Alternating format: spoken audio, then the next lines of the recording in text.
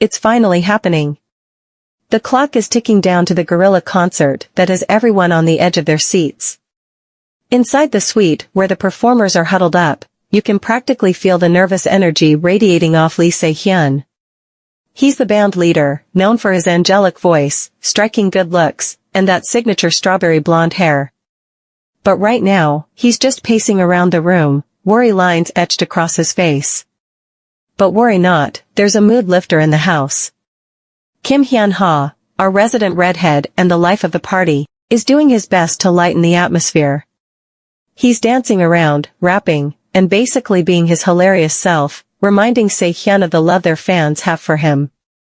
And then, amidst all this, Baek Min-hoo, the genius behind Near who's in charge of dance and lyrics, is distracted by a mishap. He's staring at his spilled chocolates, thanks to a distracted Hyun-ha tripping over his own feet. But a distressed cry from Se-hyun quickly pulls him back into the reality of their situation. And would you believe it? Amidst all this chaos, Kang Jin-hui, the youngest and the coolest member of the band, is sleeping like a baby. But his peaceful slumber is disrupted when the manager of Near barges in, scolding them for their disarray. This doesn't sit well with Min-hoo, who fires back, but the manager isn't fazed one bit. Just as tensions are running high, a staff member signals Near to get ready for the final check. Jin-hui, still groggy from his dream, is woken up by the dark-haired oppa. There's a bit of reassurance, a bit of hair fixing, and then it's all hands on deck. The band gets ready, nerves jangling but spirits high, thanks to the ever-cheerful Hyun-ha. Together, they perform their cheer routine, hands in the middle, encouraging words filling the room, fighting. In the next scene, Near, our beloved band, takes over the stage, bathed in lights of every color imaginable. The crowd is buzzing, fans are losing their minds, and the boys? They're just doing their thing, owning the spotlight like the rock stars they are. On the other end of the spectrum, there's this girl, glued to her screen, living the concert through a live stream. Her eyes, as big and brown as puppy dog eyes, are wide with admiration. You can tell she's a hardcore Near fan you'd have to be, to deck out your entire space with their photos and albums. She's even got mugs, yes, mugs, custom made for each of the boys. Now that's dedication. And here's the kicker, she's totally torn. How's a girl to choose between her favorite oppas? It's a tough call, but one thing's for sure, tonight, she's just here for the music. Next scene, we see our protagonist, Coe Ray, a hard-nosed law student, strolling in after a long day of lectures and wondering who falls for this Diakimot stuff anyway. To her greatest surprise, she finds Near, the popular boy band, chowing down in her living room. As she takes in the surreal scene, she reminds herself to keep her cool. With a huff, she voices her discontent. All eyes swivel towards her, smiles spreading across their faces as they introduce themselves. Rewinding a couple of weeks, E-Ray remembers walking in on her mom snoozing on the couch, the TV blaring. Despite her repeated warnings about wasting electricity, her mom never listens. Shaking her head, she wakes her up, diving into a conversation about their budget and reminding her about their impending bills. Her mom bursts into tears, admitting she spent their money on a baseball cap. As she inspects the cap, she realizes it's from Near. Here's some backstory. E-Ray's mom has a history of falling for the wrong guys, leaving her heartbroken and conned more times than she'd like to admit. To avoid another scam, she's turned to idolizing boy bands. E-Ray declares her disdain for handsome men, vowing to stay far away from them. She's learned from her mom's mistakes and is determined to be independent and build a stable life for herself. Suddenly, a knock at the door interrupts their conversation. E-Ray swings it open, her mom trailing behind her. A well-dressed young man stands there, quickly confirming he's at the right address. Her mom squeals with delight, trying to explain to a bewildered E-Ray that he's a representative from Eyes Entertainment, Near's agency. The young man nods, announcing his reason for showing up uninvited. They're working with Near. E-Ray's world is spinning. She shoots a glance at her mom, hoping for some clarity. At the center of the chaos stands Han Dong-min, a charming man in his 50s who runs TVB channel. He's just observing the circus unfold with an amused smile. Just when Ray thinks it can't get any crazier, Mr. Fancy Suits, as she's taken to calling him, drops another bomb. The show's called The Idols of My House, and Near will be living with a fan's family for 2 months. Her mouth drops open. She's the fan? Her impatience flares up, and she lets Mr. Fancy Suits have it. But he seems to enjoy their little spat. With a defiant stomp of her foot, she refuses outright. She tries to reason with her mom, but gets caught off guard by the hefty paycheck they're offering. She can't help but think about all the bills it would cover. Still, she's not going down without a fight.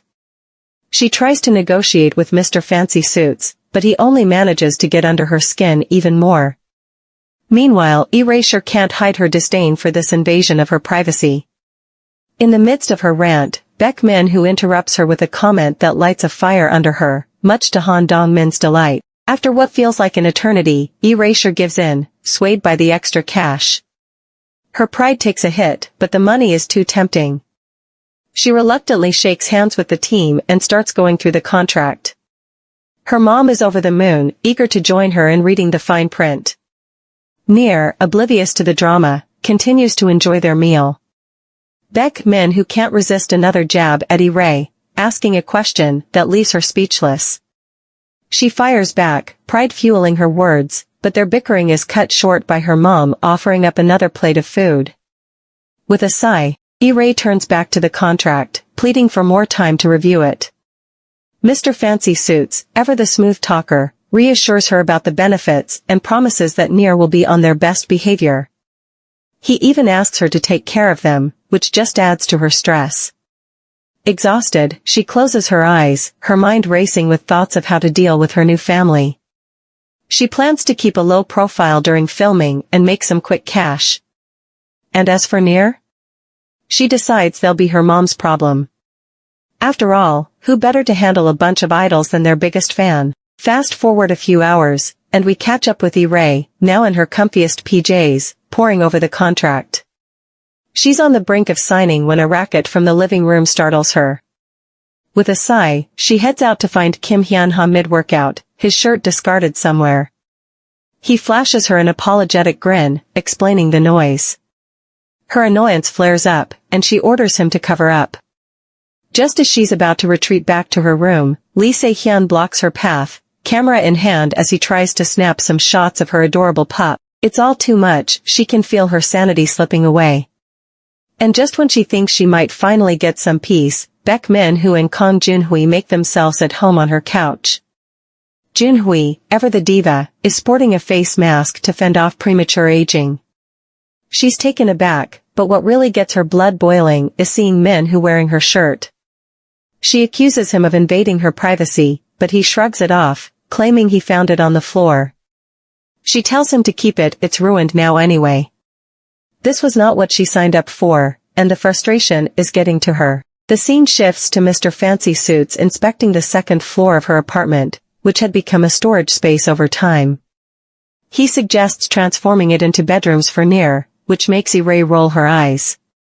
How is she supposed to study with all the noise? But the guys seem thrilled at the idea of their own rooms. Her mom then makes a grand entrance, looking like she stepped straight out of a K-drama, complete with full makeup.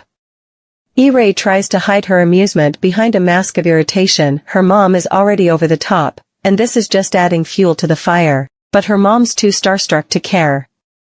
She's living her dream, even if Ray isn't sharing in her excitement. When Ray catches her mom texting Yappy about the whole Near situation, she confiscates her phone.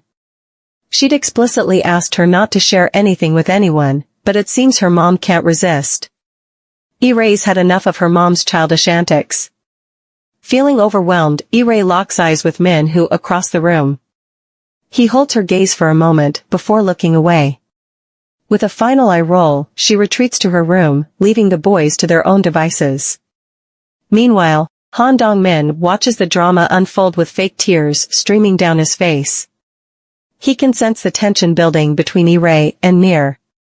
But the guys seem oblivious, and her mom's obsession with them is only making things worse. Ray then decides they need some ground rules to keep the peace, and Han Dong-min nods along, pretending to agree. But then he throws a curveball, a welcome party. And guess what? He pairs up Ray with her least favorite housemate, Baek Min-hoo, for a grocery run. She tries to argue, but Min-hoo brushes off her protests, hiding his true identity as they head to the mall. As they leave, the producer pulls Min-hoo aside, whispering something about not disappointing a certain Mr. Baek. Min-hoo's reaction is subtle, but Ray catches the brief flinch. Once they hit the streets, it's a whole different ballgame. Cameras everywhere, and Min-hoo strutting around like he owns the place. Ray's annoyance grows with each passing second, but when a cameraman asks them to act natural, she just rolls her eyes. Suddenly, her cute dog Tunji darts off, leading them straight to the mall. Ray tries to play nice, asking Min-hoo about his favorite fruits. But he gives her the cold shoulder, reminding her why she can't stand him in the first place. Min-hoo seems unfazed as he saunters off in another direction. As Ray watches him, she can't help but feel a pang of jealousy at the attention he attracts. An elderly woman even offers him some freshly baked cookies, which he accepts with a charming smile. As he lowers his mask to take a bite, the woman gasps, recognizing him instantly. Soon enough, a crowd forms around him, leaving Ray fuming on the sidelines. Fed up, she shoves her way through the crowd, locking eyes with Min-hoo. With a warning shout, she charges at him with the shopping cart. Before he can react, she's careening him through the mall, tossing random groceries into the cart as she goes. In no time, they're back outside, panting and out of breath. Min-hoo's not too happy about the stunt, accusing her of endangering his life. But Ray isn't having any of it. She retorts that he brought it upon himself. Their argument escalates, leaving poor Tunji looking on in confusion. Finally, Ray's had enough and tries to leave, but Min-hoo grabs her arm, refusing to let the argument die. The journey back home is a quiet one. Once they reach the house, Min-hoo beelines for his room without a word. Ray, still peeved, finds a quiet corner in the living room to stew over their recent fight. As she thinks back on her actions, she can't help but feel a pang of regret. The rest of the housemates notice the tension between them and decide it's time to nip this feud in the bud. Strawberry Blondie, as Ray likes to call him, tries to chat with her about the spat with Min-hoo. She's taken aback by his sudden appearance and struggles to find the right words. He chuckles at her awkwardness, suggesting a more informal approach. As they talk, she spills the beans about her run-in with Min-hoo. He then mentions Mr. Baek, Min-hoo's older brother, with a 15-year age difference. He paints a picture of a young Min-hoo, orphaned and raised by his elder sibling.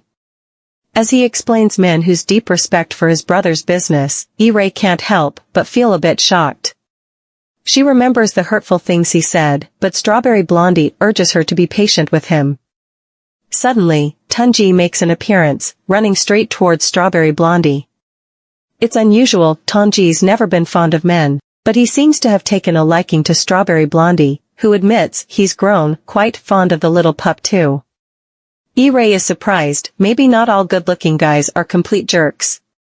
She decides to apologize to Min-hoo, rehearsing her words in her head. But before she can knock, the door swings open, and she stumbles into him. He catches her just in time, leaving her blushing and speechless. Rewind a few minutes, and we find Min-hoo in his room, startled by a knock on the door. It's Kim Hyun-ha, wondering why he's MIA during the party prep and prodding him about his tiff with Ray. Min-hoo plays along, recounting his near-death experience at the mall. While Hyun-ha finds the whole story amusing, he points out that Min-hoo's issues with Ray seem to stem from her big payday from his brother's company. Hyun-ha reassures Min-hoo that he has nothing to worry about and praises Ray for handling the situation so well. He even suggests that the money she received isn't as significant as Min-hoo thinks. Min-hoo is taken aback by Hyun-ha's mature take on the matter. It's a rare sight. Hyun-ha admits he can be serious when it comes to matters of the heart, which reminds him of Min-hoo's own trouble with women.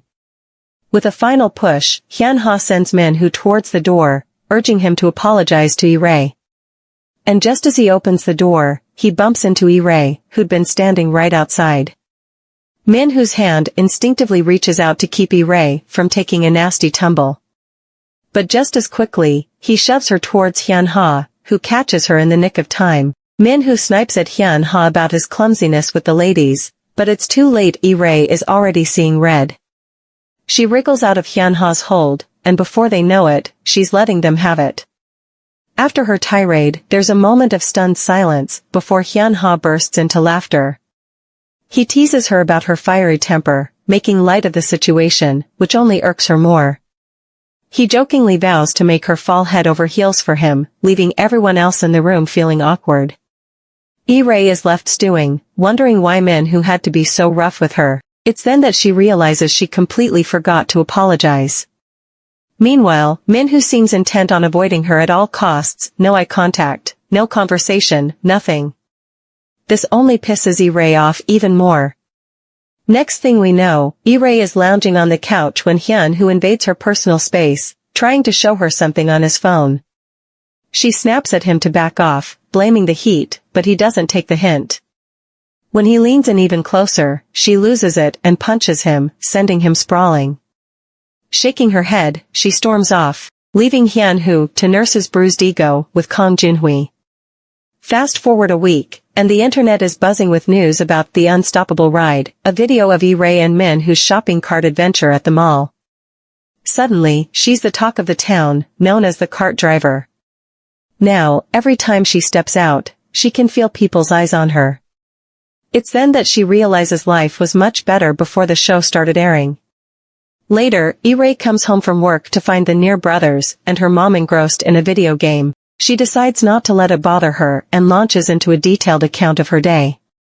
From the moment she left the house, she felt like she was under a microscope. At work, her colleagues were all over her, asking about the show and the Near brothers. They even started talking about the viral video, each one offering their 2 cents. Regardless, she continues with her story. One of her colleagues is practically drooling over the Near brothers, ogling at their pictures online. Back at the counter in her uniform, she berates herself for not taking the show seriously. Just as she's lost in thought, a customer approaches her with a curious expression. The customer hesitates before finally asking about Idol House. Ray confirms her suspicions, and the customer rushes back to her friends, excitedly sharing her discovery. This doesn't sit well with Ray, but she brushes it off and continues telling her story. She talks about being bombarded with questions and even being followed home by some eager fans. In the end, her boss suggested she take some time off to decompress. Shifting gears, Ray tries to steer the conversation towards her mom. She encourages her to share her own experiences from the day. But her mom just shakes her head, explaining that she hasn't had any run-ins with fans, thanks to her face always being hidden behind a sanitary guard. Then she sighs, lamenting her recent job loss. They're interrupted by a voice that startles Ray. She whirls around, ready to confront the newcomer. The man introduces himself as Mancheol Kim, their new manager. His interest is piqued when he hears about her current employment status. He starts bombarding her with questions about driving and, out of nowhere, suggests she could be the assistant manager for Near. This takes her by surprise, and she quickly shuts him down. She points out how managers are basically glorified chauffeurs who work all night, take heat from fans, and have no set schedules. It's a hard pass from her. Feeling drained from all the chatter, she decides it's time for a snack break. She brings out some donuts she got from her boss and offers them to the group. The guys light up at the sight of the treats, but their manager tells them to limit themselves to 1 each. She notices Manhwa's stiff demeanor and invites him to have a piece. He hesitates, but eventually gives in. As he makes his selection, Hyunha leans in to whisper to her about Manhwa's sweet tooth. When he can't decide which flavor to pick, she suggests splitting them so he can try both. As she heads to the kitchen to grab some scissors, she can't help but admit that he's kind of cute, despite his annoying tendencies. On her way back, she bumps into Kang Junhui, who looks completely disinterested in the donuts. He admits he doesn't like sweets, so she offers him some seaweed snacks instead. He seems to like those, and starts munching on them right away. As she takes in the scene, she feels a weird sense of contentment. It's like she's training 4 adorable puppies. Living in a crowded house isn't as bad as she thought, except for Hyunha's constant antics. The scene shifts to a man standing in a massive office, berating his assistant over low viewership numbers for his show. His temper flares up, and he hurls a water bottle at the assistant, who barely manages to dodge it. The man then directs his anger towards Mr. Beck, blaming him for not only poaching one of his trainees, but also stealing his spotlight. In a fit of rage, he orders his assistant to call a certain Mr. Park. It's a sunny Sunday morning, and the boys are busy with various chores. Min Who is peeling potatoes, Se-hyun is cleaning, Kang Junhui is taking out the trash, and Hyun Who is scrubbing the toilet. It's chore day with Near, suggested by Agusi Dong-min. He thinks it's a good idea since they're all living together like a family. He asks Ray how she's managing, and she rolls her eyes, pointing out they haven't been much help. Seeing this as an opportunity, Dong-min assigns each of them a chore. Min Who impatiently hacks at the potatoes, Se-hyun is more interested in playing with Tunji, Kang Junhui is struggling with the trash, and Hyun Who is having a blast cleaning the toilet. Ray watches them, already tired of Hyun Who's antics. He's making more work for her and seems to be intentionally getting himself wet. Suddenly, her mom pops up out of nowhere, snapping photos of him. Later, he plans to post them on his social media, but he's taken aback by how Ray can stand in front of a total heartthrob like him without batting an eye. He comments on this, and her mom overhears. She chimes in, revealing her daughter's not-so-secret dislike for handsome guys. But she warns him not to mess with her girl. Her voice trails off before she finishes her sentence, leaving him a bit unnerved. Just then, Min Who lets out a yelp. He's cut himself while peeling potatoes. Ray rushes over, causing him to flinch, but she's more concerned about his injury than his pride. She tries to take a closer look at the cut, but he pulls away. This irks her, but she doesn't back down. She grabs his hand and guides him to the sink. As she cleans the cut, she reassures him that she's not interested in him romantically, but he really needs to take care of his wound. He admits that he's been acting weird around her because he's not used to being around girls. He grew up with brothers, went to an all-boys school, and even in his career, he hasn't had much interaction with women. This revelation surprises her, as she'd never considered this side of him. Feeling bashful, Min Who stammers, trying to explain himself. Seeing him flustered, Ray bursts into laughter, teasing him. She suggests they try hanging out more, since they live together after all. She even floats the idea of dating, which catches him off guard as he hasn't dated in a while. When she asks why, he suddenly bolts towards the door, claiming he saw someone peering into their house. They bid goodbye and leave the living room, but Ray's mom insists they take some food with them. Meanwhile, Ray is amazed at how packed their schedules are, filming commercials, appearing on TV and reality shows, and even planning their next album. She brushes her teeth, reflecting on how she'd initially thought they were slacking off when they weren't touring. Peeking out of her apartment, she's taken aback by the hustle and bustle of the production crew. She sighs, feeling a bit lonely and jobless amid all the action. Later in the day, Min Who and Se-hyun are called in by Mr. Beck regarding an article that's making rounds on the internet. Surprisingly, he seems unfazed by the clickbait headline and the rumor spreading like wildfire. He even mentions the fans' positive reactions towards Min Who Oppa in the comments section. Min Who finally speaks up, his voice filled with concern. Se-hyun asks if he's worried about Ray.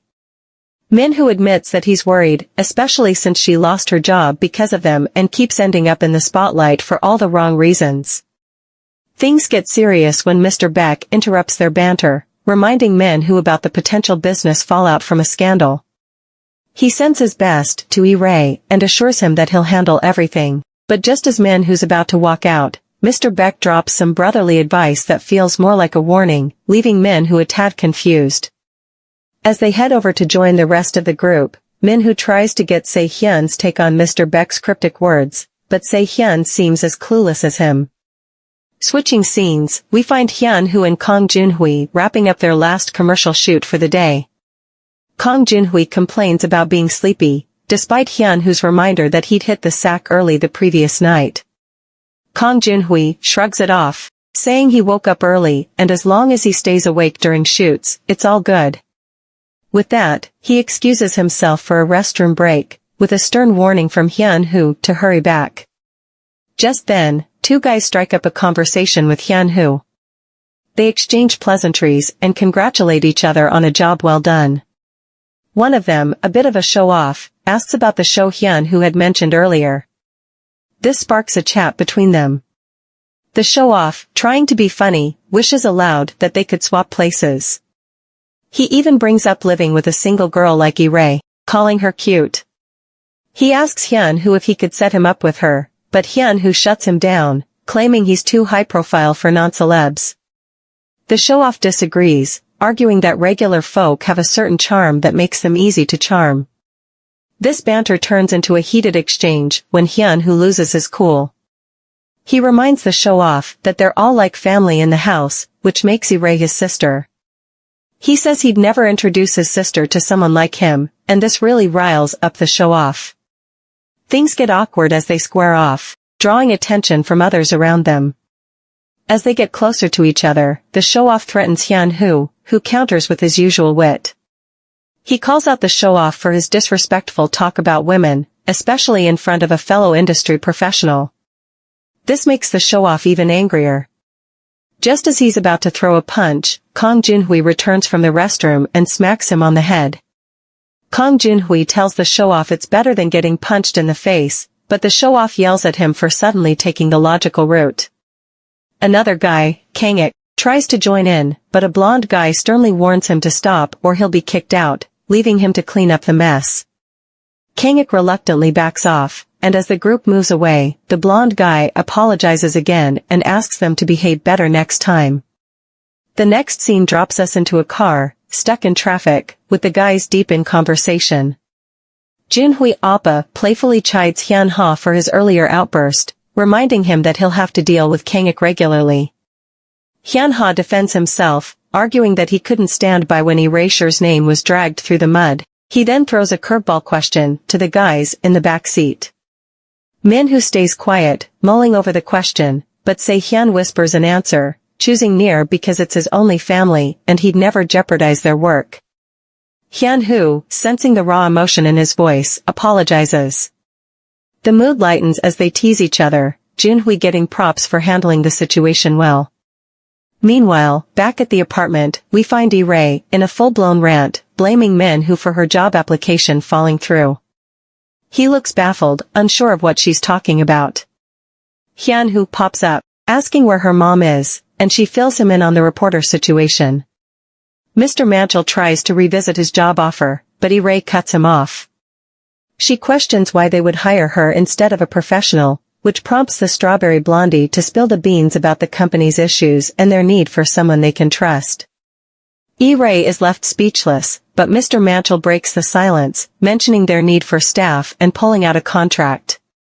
He shares the news of Manhwa's drama offer, which adds to the surprises of the day.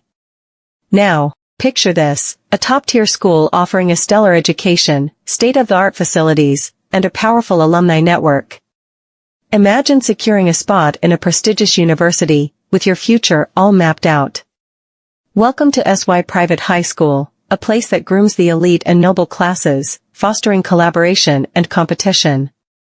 Meet our hero, Hara, a bright but poor student who makes it to SY only to be tormented by her classmates, because of her humble background. But here's the twist, as she weeps on the floor, Jun Lee, president of the noble class, steps in. He offers his hand, vowing to save her from the bullies, but he wants something in return. Just as Mr. Manchel is engrossed in the script, Hyun-hoo interrupts with a question. Mr. Manchel answers in detail, revealing the age group of the majority of the characters and the role offered to Manhwa. This catches Hyun-hoo's interest, and he quickly flips through the script, curious about how significant the role might be. Mr. Manchel shares that Manhwa's character is the writer's favorite and elaborates on the writer's vision for the role. The exciting news calls for a celebration, and Kang Junhui's mind drifts to the promise of a hearty meal. Ray, thrilled, texts her mom to pick up some groceries. Meanwhile, the manager hands her a form to fill out about Near, leaving her pondering what to write. Amidst this buzz, Manhwa seems unsure about his feelings, asking Mr. Manchal about President Beek's thoughts. Mr. Manchal assures him that the president is fine with the development, but Ray can't help but notice Manhwa's sadness, even though it's not really her business. The following day, we find Hyun-woo and Kang Junhui gearing up to head out. Ray watches them curiously, wondering where the rest of the crew might be. Hyun-woo picks up on her confusion and fills her in about their night out for dinner. Junhui Appa looks a little downcast, not too thrilled about having to settle for takeout instead of a home-cooked meal. Without missing a beat, Hyun ushers his gloomy friend out the door, throwing a cheerful wave over his shoulder. Wow, the celebrity life is no walk in the park, muses Ray, busying herself with housework. She doesn't worry much about the guys, her past encounters with money chasers keeping her grounded. Mid-thought, she's startled by a noise from the other room. It sounds like an argument. The door's slightly open, so she peeks in, only to find the guys deep in conversation. The puzzled look on her face is priceless. Shaking off the surprise, Ray heads to the kitchen where her mom is cooking dinner. She asks about her laptop, and her mom hands it over, noticing her daughter's flustered state. She asks what's wrong, but Ray can't shake off the drama she just witnessed. She explains that she stumbled upon something online, quickly clarifying that she's not into that sort of thing. When she walks into the room with her laptop, the guys are taken aback by her shocked expression. Manhwa tries to explain, but she seems too taken aback to listen and walks off. Sehyeon follows her, showing her the script they were rehearsing. He reassures her that it's all part of preparing for a role and offers to help her with the laundry, leaving Manhwa to his lines. Later, Mr. Manchal urges her to reconsider his job offer, explaining their need for someone reliable. He fills her in on this situation with Sehyeon, President Bae, and Kingdom Entertainment, which rings a bell with Ray.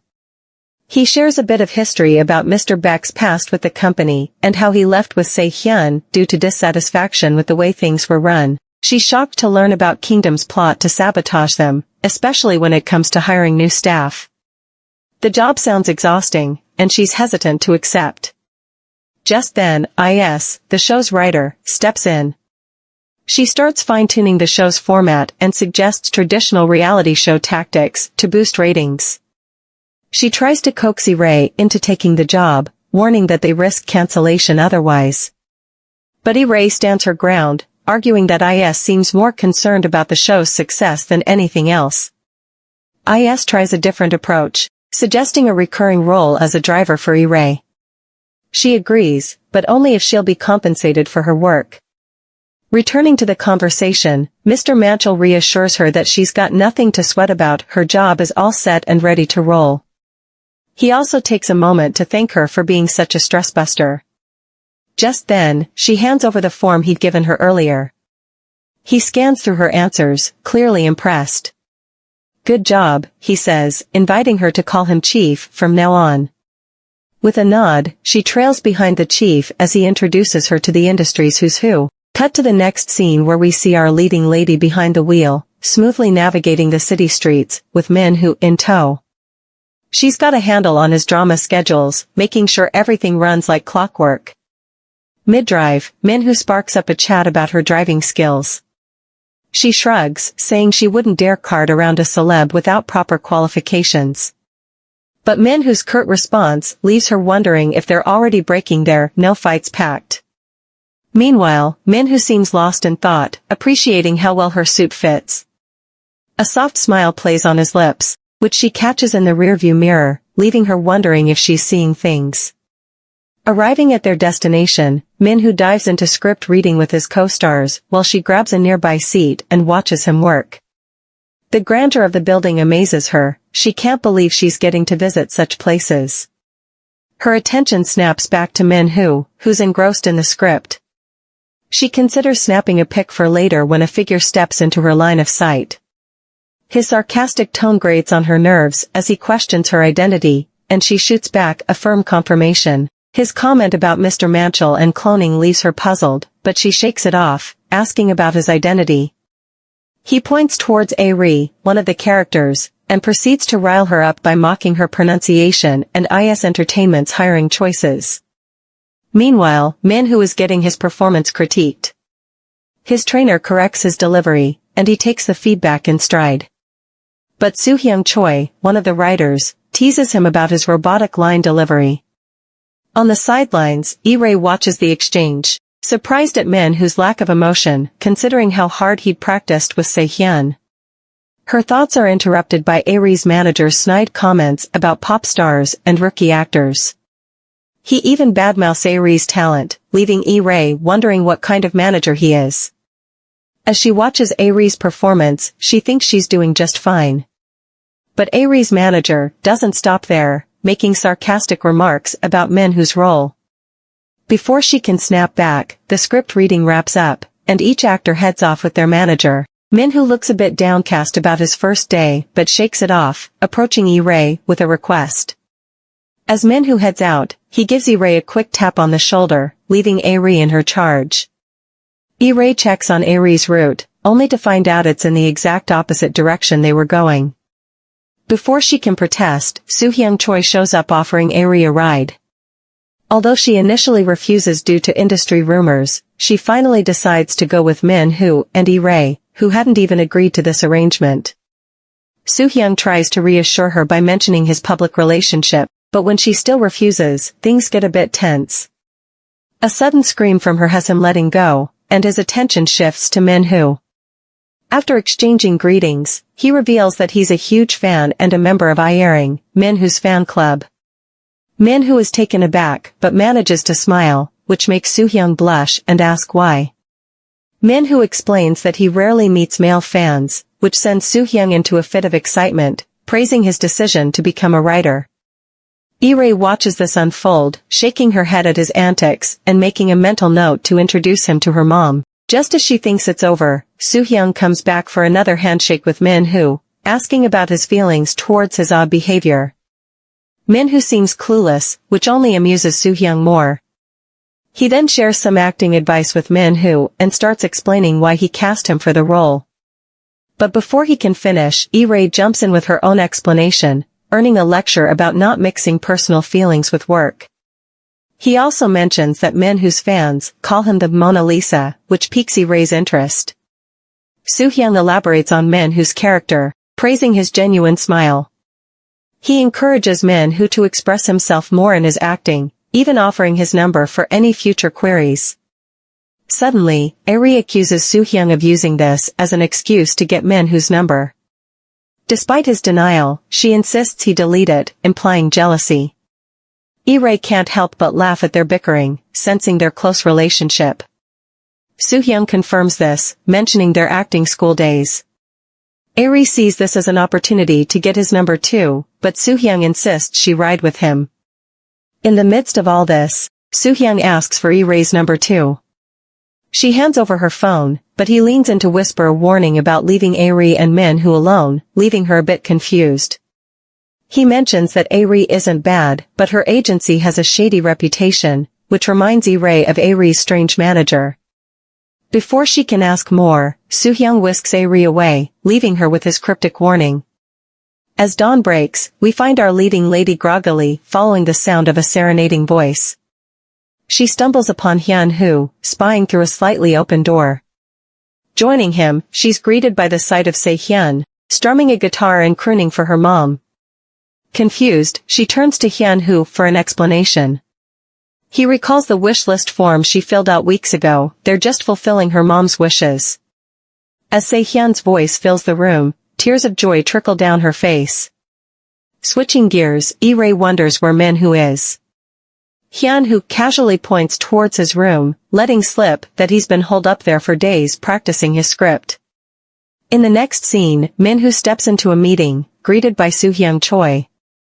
Soo-hyung expresses concern about Manhwa's emotional connection to his role, but Manhwa simply speaks from the heart. The writer hands over a revised script, explaining the tweaks he made after observing everyone in the last meeting. He reassures Manhwa, reminding him that all he needs to do is tap into his emotions. Ray, however, decides to steer clear of him. But much to her chagrin, he spots her and calls her out for not returning a favor. Unfazed, she stands her ground, rebuking his approach. Soo-hyung's words echo in her mind as Manhwa takes center stage to rehearse his scene. He's visibly nervous, sweat beading on his forehead as he reads his lines. But then, out of nowhere, he collapses. Ray rushes to his side, reaching for her phone to call an ambulance. But Manhwa weakly stops her, asking to be taken to his brother instead. At the office, his brother is frantic with worry. He quickly moves to quell any potential rumors or negative press, much to Ray's surprise.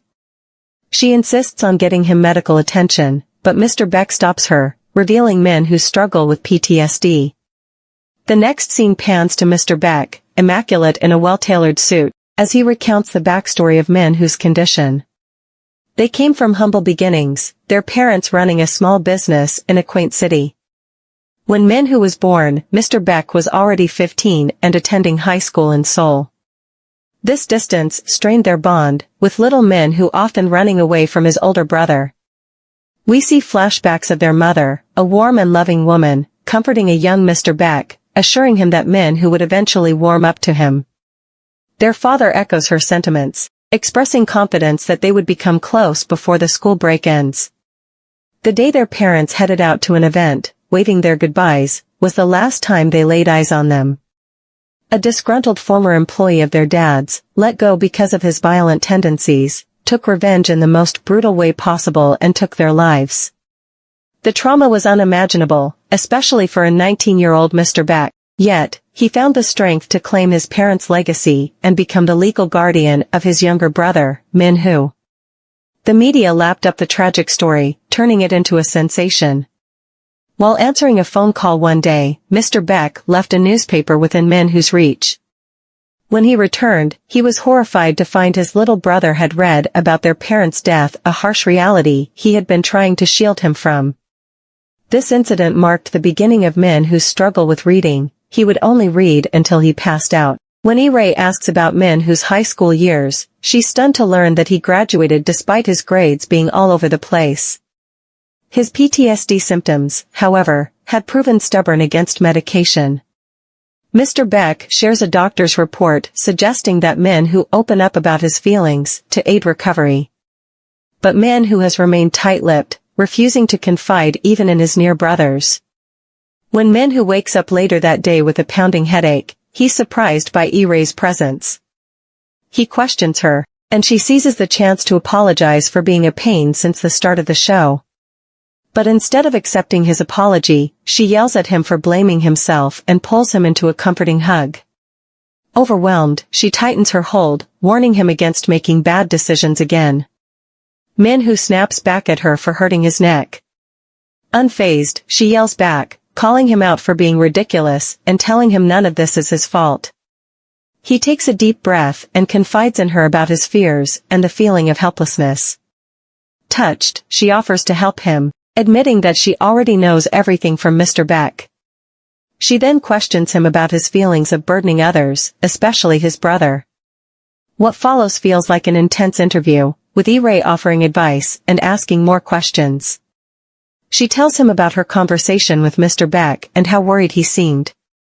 She's taken aback when she learns that Manhwa's contract with Near is for 7 years, and they've only completed 2. She urges him to share his struggles with them sooner rather than later. In the next scene, we find Manhwa opening up to his family about his struggles. They're all visibly moved by his honesty, each expressing their regret for not realizing sooner. His mom can't hold back her tears, but Manhwa reassures them, shifting the blame onto himself for not sharing earlier. The room is thick with emotion, but leave it to our resident clown to lighten the mood. With his humorous quips, he manages to turn the tide from tears to laughter. He promises to support Manhwa, which sparks a chain of similar vows from the others. Except for Kang Junhui, who manages to kill the moment with an awkward comment, resulting in an eruption of laughter. Meanwhile, E-Ray takes in the heartwarming scene, reflecting on the importance of open communication and the pain that bottling up feelings can cause. Fast forward to the day of the meeting and we find Manhwa getting ready. His manager intercepts him, double-checking if he's memorized his script.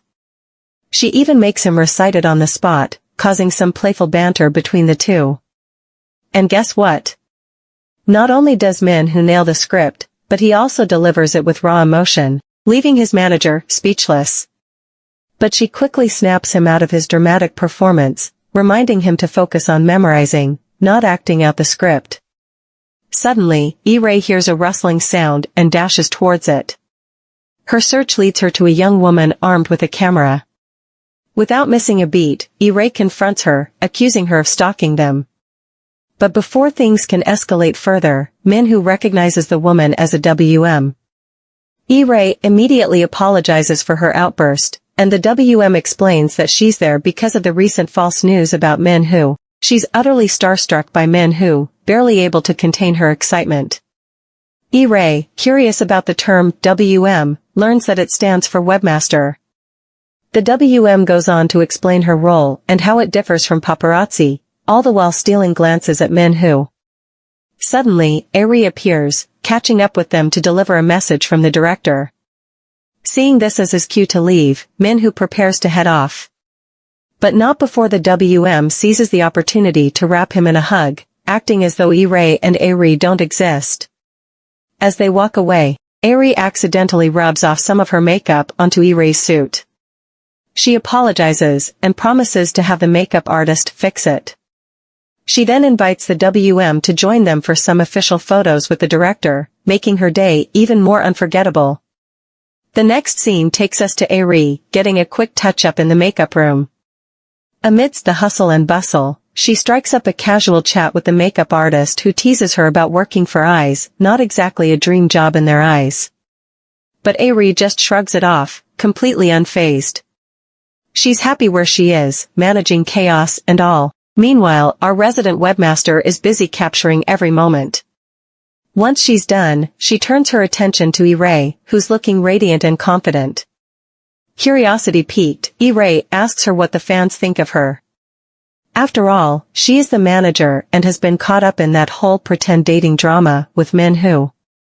The webmaster's surprised expression says it all. The fans don't see E-Ray in a romantic light. This revelation stings a bit for E-Ray, but she quickly brushes it off, choosing to focus on the genuine love Manhwa's fans have for him. And then, in a comical twist, she spots a paparazzo lurking around. With a dramatic flair, she points her camera at him and snaps a picture, only to realize it's Mr. Park, a well-known figure among webmasters. E-Ray wastes no time in dialing Mr. Manchel to fill him in on the unexpected visitor. He gives her some strict ground rules to follow, making sure she's prepared to handle any situation that might arise. The drama is just getting started in this story. Want us to continue? Comment E-Ray below. Also, don't forget to like, share, and subscribe. Means a lot to us. Until next time, ciao.